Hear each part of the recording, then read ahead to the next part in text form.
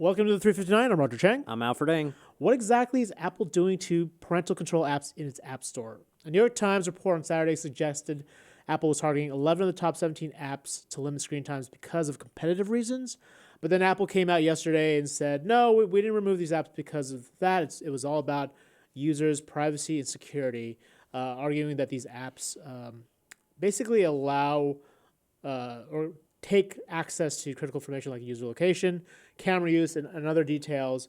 And Apple tried to give them fair warning, and some of these apps did not, fix them, and hence they were booted. I mean, what do you think? This seemed like a big deal, right? Yeah, I think it's a fair assessment for Apple to do that, though, only because a lot of stalkerware apps disguise themselves as this like parental control kind of app where, they put these apps on the marketplace where they say, hey, this is to help track your kids if you need to find them or anything like that. They use that excuse, but then it's really for like an ex-boyfriend or something like that put on somebody's phone and know where they are at all times. So if these parental control apps like are providing like location, like why would you need to know that to limit how much time somebody uses on like the YouTube app or something like that? Fair point. They did leave some of the ones that didn't violate these security policies there. So I do think that it's important to take down these apps that do a lot more than they're supposed to be doing. And if we're going to believe Apple's statement that they gave them fair warning, it makes a lot of sense. Like competitive reasons, like that doesn't make that much sense to me because it's not like they're making money off of screen time. That's true.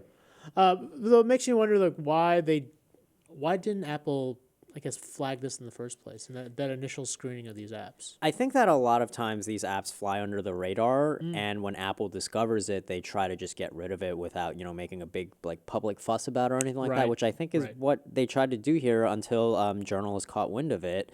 And I'm glad that they did because they could have done this for other apps. They could have done these for competitive purposes like the article implies. I just don't see that in this scenario just because of how much stalkerware is out there. Okay. Speaking of Apple, the company is set to report earnings tomorrow afternoon. We're going to be eager to see how the iPhone business has fared now that they've stopped disclosing how many units they're selling. And it seemed like over the last couple of quarters that, iPhone sales had peaked. So I'm curious. I mean, what do you think? What predictions? I mean, honestly, if they keep the prices like going up, I don't see this working out that well for Apple. I mean, at the beginning of the year, they had warned that, hey, our sales are not going to do as well as we projected for like the Asian like region. Yeah, China in particular. Yeah, and I just think that with less people updating their phones as they're becoming more expensive, I honestly see Apple having to go somewhere else to make that money. I mean, clearly they're focusing on services. You've got Apple TV Plus. You've got Apple News Plus, the raft of services they announced back in March.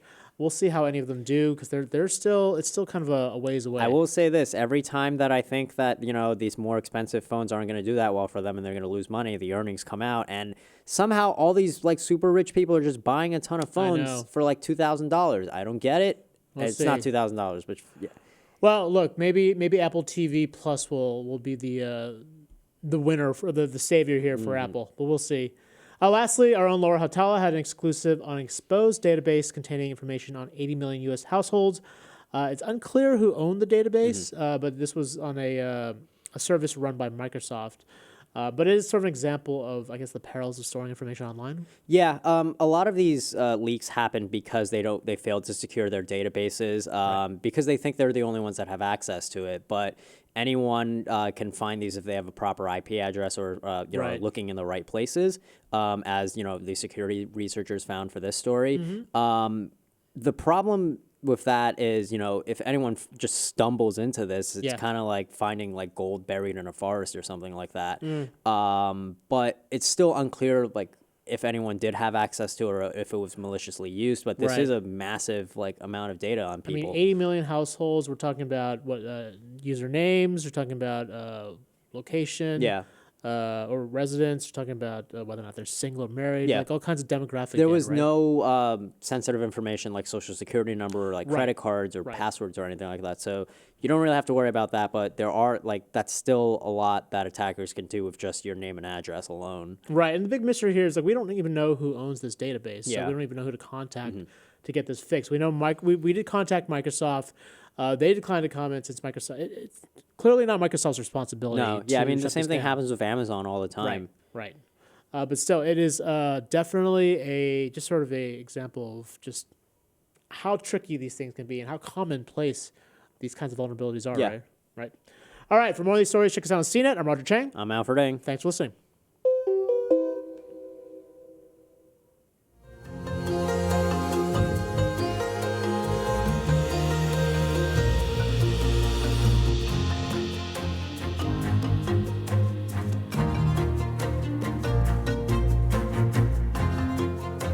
And that concludes another recording of the audio podcast. Thanks everybody for joining us. You can subscribe to the audio podcast using the links below: iTunes, Stitcher, TuneIn, blah, blah, blah, blah, blah, all the major platforms. And for those asking about it, we are working on Spotify, so keep your fingers crossed that that's sooner than later. Until then, we want to keep talking to you. We want to know what you want to learn more about, and that helps us shape this podcast going forward. So go ahead and send in questions and comments. We got a few coming in through. I'm going to start filtering them, but to kick them off, let's go ahead and take a couple of counterpoints from Rich and Justin. Rich says, fly under the radar, Apple simply doesn't police their app store enough. Child protection is of the utmost importance. No one's going to argue with you there. Justin, however, says, no one polices their app store more than Apple. What world do you live in? Guys, your rebuttal. I mean, I would say I'd agree with the latter statement. I mean, Apple definitely is more proactive than, say, Google. I mean, there are really two big app stores out there. Yeah. There's Apple's and there's Google's. Google Play relatively speaking, is the wild, wild west, right? It's far less.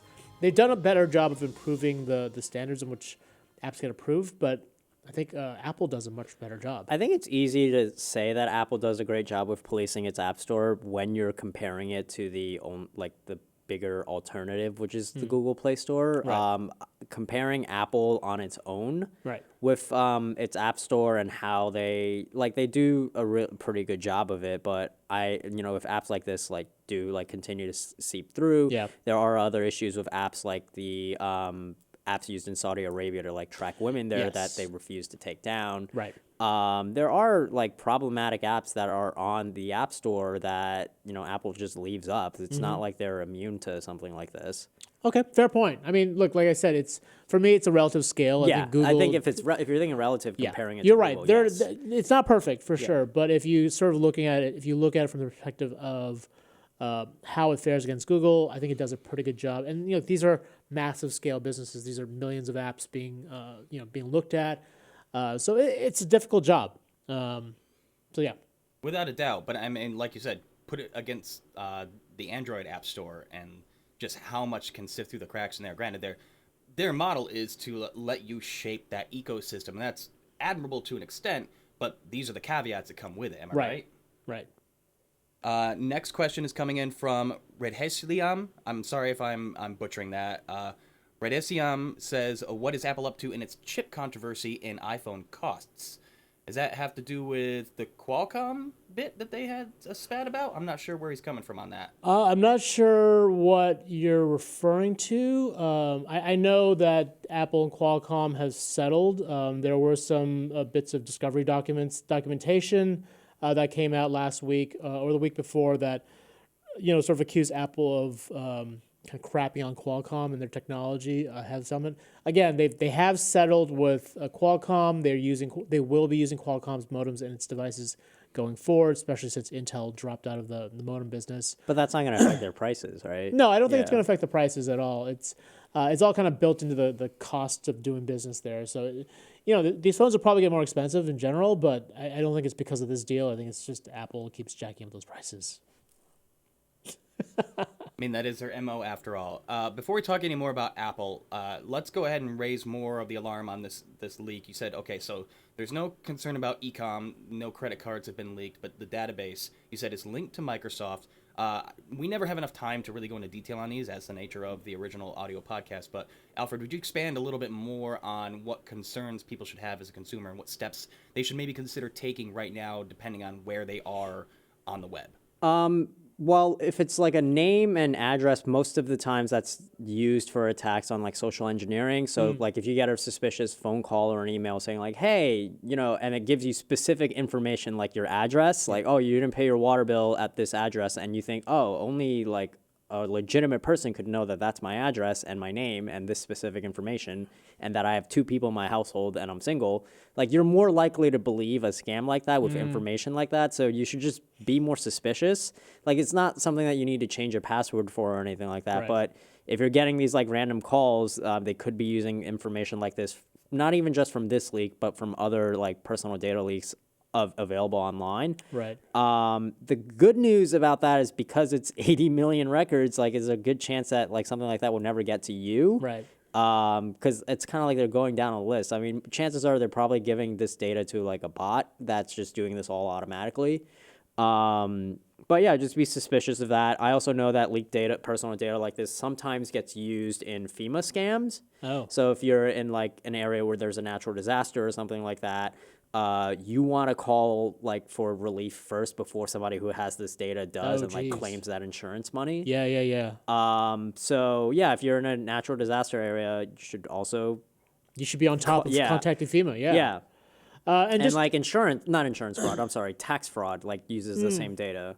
And I just want to be clear, you mentioned that this was linked to Microsoft. It's not linked to Microsoft. The database is stored on Microsoft's cloud services, so Microsoft is sort of the host. They're not responsible at Yeah. all. They could theoretically contact the owner and get them to like encrypt it, but just to be clear, Microsoft's not at fault here. Yeah, like I think the best analogy to make with this is like let's say you find a link for like a Google spreadsheet that has like all of this stuff on there. Right. It's not like Google was the one like that Exactly. put up this spreadsheet Yep. and didn't put a password on it or anything like that. Right. Got it. So be on the high alert for phishing scams and spam calls. How is that different from our day to day? It's not. It's Yeah, it really really not. isn't. Yeah, this is the reality we live in. Yeah. Here's kind of a left field question coming in from Edison Tech. What are your opinions of Intel no longer supplying modems?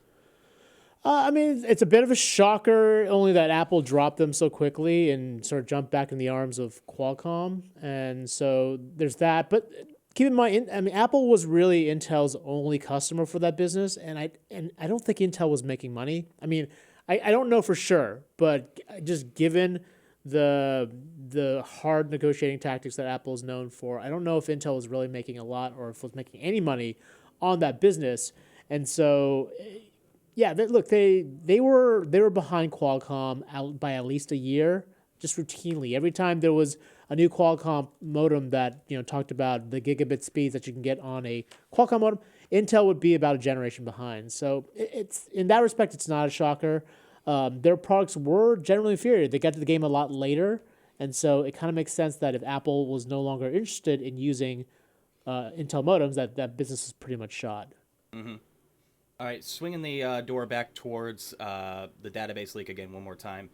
Do we know of any developers out there who are working towards any updates to try to deter any of the spamming, phishing? Is Gmail and Google working on anything? Any of the phone carriers on the case? What's the word there? I mean, there are apps to prevent these kind of like robocalls.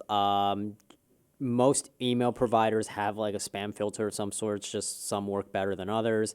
But I think that if these are targeted attacks, these are like highly tailored to say your address and your name and all these like specific points of data, they might be able to slip through because it's an actual person trying to do something like that. Yeah. That's specifically for like a targeted attack. But if it's like a bot call, there's a good chance you're never even going to see it. Yeah. Got it. And what are our opinions then collectively on, as long as we're still technically on the topic, Apple and the direction they're going with the services and subscriptions? What are you guys interested in? I know Roger, you're really into the Apple ecosystem. Are you ready to sign up for Apple TV Plus? What are you expecting out of the service? I'm still a little skeptical about it. The fact of the matter is we don't have a lot of information on the shows and the programs being offered. I mean, we have some titles. When Apple had its event in March, they had a bunch of celebrities talk about their projects, but we really didn't get, aside from like a minute-long sizzle reel of multiple projects, we really didn't get a good sense of what the shows are. And so I remain skeptical. I also know Disney Plus is right around the corner. I'm already paying for Netflix and Hulu and a number of different services. I don't know if I really want to stretch my wallet to accommodate another service. So I'm still kind of on the fence. And what did you take away from when they bought Texture? Have you tried Texture yet? I haven't tried Texture nor the new Apple News Plus service. I've heard good things about it, but also, I mean, I already consume a lot of news out there, and so I mean, I'm sure News Plus offers a lot of great content. I just right now I haven't found the need to spend an extra $10 a month for it. Yeah. And okay, I'm gonna sound really, really out of the loop here, but is Beats Radio still a thing? Well, there's Apple Music. No, Beats Radio is still a Beats, thing. oh, sorry, Yeah. yeah. The radio. Yes, that is still a thing. So there's another subscription. You got Beats Radio. Well, no, Beats Beats Radio Radio is free. is part of Apple Oh, that's Music. free. though. Got it's it. free. Okay. Well, you pay for Apple Music, and Beats Wasn't Radio it- is a part of But it. isn't Beats Radio like the free aspect of Apple Music? No. Oh, you still have to pay Yeah, for that? yeah, okay, yeah. then Apple Music then in general. So again, reinforcing why I am not the reporter here. Yeah. But Nor am I apparently. Apple TV Plus, Apple News Plus with texture, magazines, all that. What are some other things we think Apple may be starting? And this is completely theoretical. We have no data to back this up. Where do we think Apple's going to start dipping their toe into next as far as subscriptions? And let's go ahead and throw the credit card in there because that kind of technically applies, right? Yeah, definitely. I mean, like all that. I mean, I don't know if they're going to jump into any more services, but I feel like their recipe for success probably lies in bundling some of that stuff. If you include iCloud storage, which I paid for, and you sort of have a bit of a discount on top of video, on top of news, music, all of a sudden you've got a pretty attractive offer. And so for me, it's more the bundling. Like I'd like to see more bundling of these services at a discount, of course. Alfred, your cheapsteak take? I mean, it's obviously all focused on entertainment and things that require a screen. Right. My bet was, I mean, outside of the credit card at Or least. cloud storage. Yeah. Yep.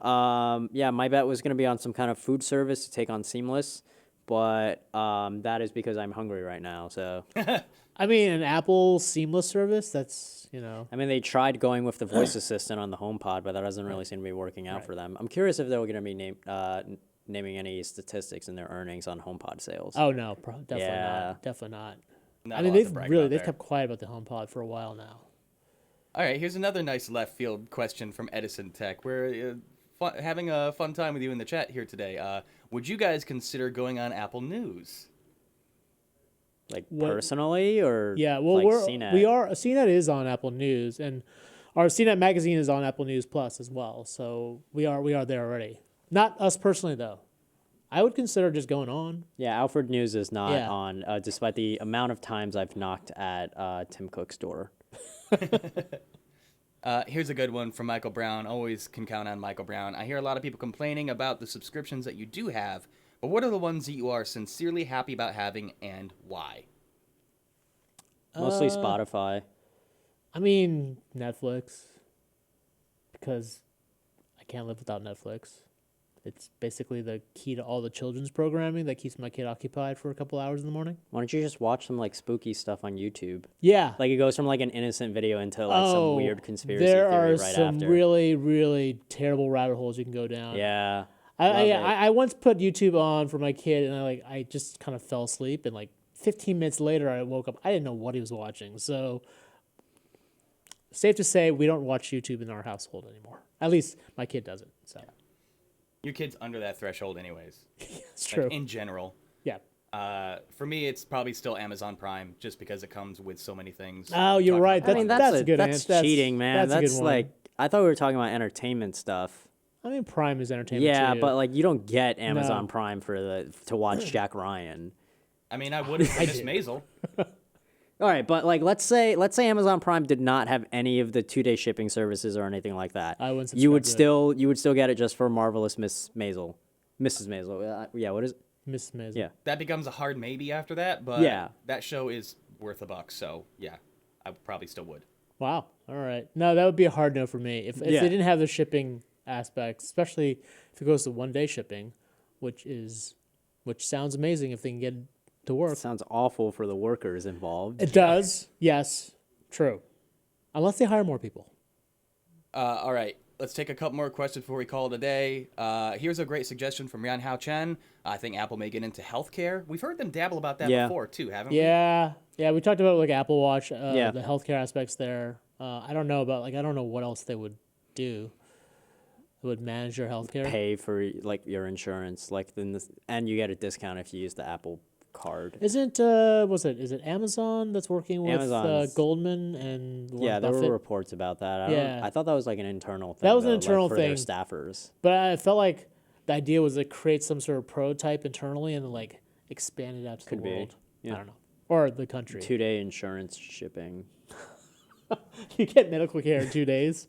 Guaranteed. All right, coming full circle, let's talk about those parental controls. Do we have any names on par as like what the offenders were? I don't have them listed. I think they're let's see. We have a couple on our site. Let's see. Sorry. Yeah, you're putting me on the spot, but Sorry. No, it's fine. They're actually I would say read the Times report. They have the full list. Which is in the link of the Which link is in the link of our description. story. Yes. We'll point you there. True Tech has a great statement here. It says if YouTube really cared about kids, they would expect to have to check 2 pieces of ID per user prior to granting system access. That's an interesting suggestion. Do we think that's a realistic thing that YouTube could pull off, or do we have Like possibly an alternate suggestion for increased security for kids on specifically YouTube kids, which in itself has its own problems? Yeah. I mean, Facebook does that. If you're like locked out of your account, and they do the same thing for Instagram too. And people like took issues with that because it was if you're locked out of your account and there are many other factors that you can't like get back in like to get your password back. One of the ways that they'll do it to verify is like if you send a photo of yourself and a driver's license there to like help verify that. They also do that to make Really? sure that you're not like if you're making like political ads, if you're purchasing those, you have to show like a piece of ID to show you're from the U.S. Oh. or the country that you're in that Yeah, you yeah. want to do these political yeah. ads for. Huh. Yeah, I know about the locked out of your account thing because I had to do that. But then people take security issues with that because it's like, do I really trust Facebook with Oh, a right. your photo of my photos. driver's Yeah. license? Yeah. So that would draw the same question for YouTube. And I'm like, I would agree with you that if YouTube does care about its users that much, they should have more security measures in place. I don't know if the 2 pieces of ID stuff is something that you really want to do there, but I do think that they should have more security measures out there just because there are things that they can do that would make it a like cleaner and safer place on YouTube. But the problem is that also limits how much people can upload all the time. And that is like the main driver of, their revenue. Yep. That's what CMDR is saying. Why don't more companies use 2-factor authentication? And I think that is the answer right there, Alfred. A lot of companies use 2-factor authentication. The problem has always been getting people to adopt it. Yeah. Like last year at a conference, Google mentioned that only about 10% of their users are using 2-factor authentication for Gmail. It has a incredibly low adoption rate, despite the fact that it's pretty simple to use. Yep. So yeah, a lot of websites actually implement it. Like I would say a good chunk of the internet of like any website where you have an I'd account say for. it's a safe bet that a lot of people don't even know what 2-factor authentication is. I am disappointed to hear that, but I would hope they at least know what it is and just don't use it. you ask my parents, they wouldn't know what it is, right? Yeah. But yeah, I mean, that's one of the big problems. Like you have a database on 80 million households and you don't think about setting a password for it. It's kind of like, it's this weird mentality that people have where it's like, oh, I'm sure it's convenient. Forget it. It's kind of like, I think in most communities, I was kind of shocked when I learned about this, that like most communities don't leave their doors locked, like in their homes. They just in Canada. Yeah. Yeah. Neighbors in Canada like but that. like me, like growing up in New York, I was like, I would never do that. Are you crazy? No, I would deadbolt every day. Yeah. But that's how I look at a lot of these like databases online where they just think like, no one's ever going to find this. I'm not going to put a password It's too on big. it. The internet's too big. Yeah. So that's like the mentality that a lot of people have where like they don't think that people are going to just waltz into their door, so they'll leave them unlocked. And that's like sometimes they contain databases of 80 million households. What a terrible, horrible, no good, very bad strategy. But that's a good place for us to kind of land right now. Well, you know what? No, I take it back. I want to ask one more question. Roger, you're the one here with kids. What are some apps that you do feel secure that are well handled in the Apple ecosystem? Well, to be honest, I haven't really put a lot of thought into it because my kid doesn't use my phone, right? I just, I show him photos on my iPhone, and that's pretty much the extent of it, right? And so, I mean, obviously Netflix, I guess, does a good job, but I'm there with him if I'm watching, or if he's watching something. So I don't have great advice for you because I'm not at the point where he's old enough to use the phone himself or use an iPad himself.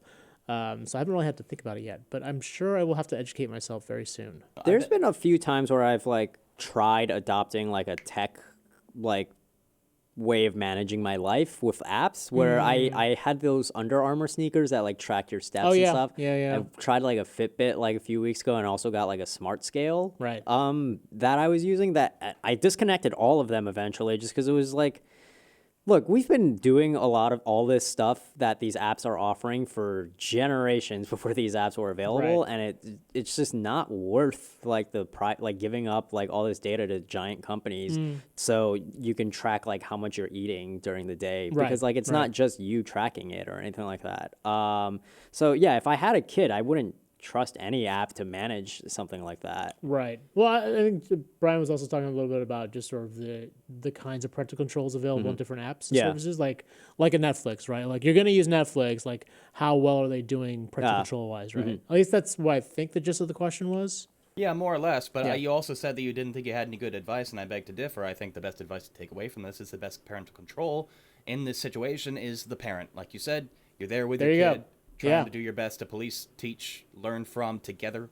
And I know that's a hard thing to say, and there's a lot It of totally situations- is, and look, it's a lot easier for me to say that now when my kid's, he's right around 3, and he doesn't have the capacity to like, well, he does actually to like grab my phone, but he's not proactively using any mobile device.